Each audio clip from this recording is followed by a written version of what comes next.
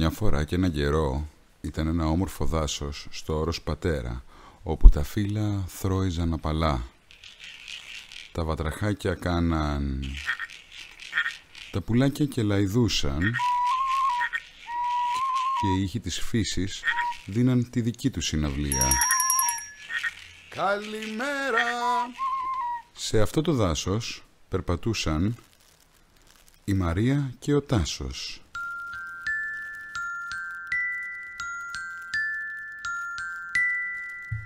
Όταν ξαφνικά άρχισε να βρέχει, καταρακτωδώς, με κεραυνούς. Ο Μαλλιαρός, ο γίγαντας αυτού του δάσους, είχε βραχεί και ήταν ταραγμένος.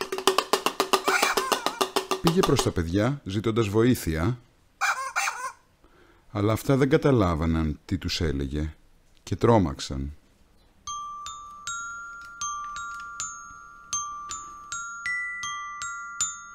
Τότε ξαφνικά μία μέλισσα άρχισε να τριγυρνάει το Μαλλιαρό.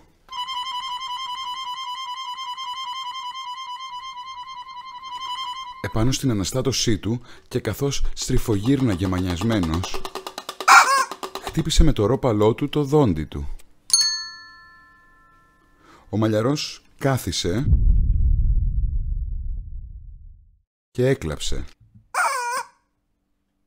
Τότε τα παιδιά κατάλαβαν ότι δεν ήταν κακός,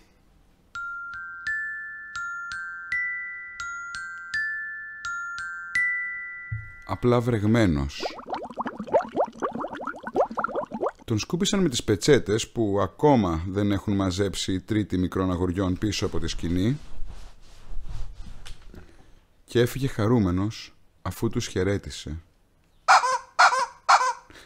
Ο Τάσος, αστειευόμενος, προσπάθησε να μιμηθεί τη φωνή του Μαλλιαρού και η Μαρία γέλασε.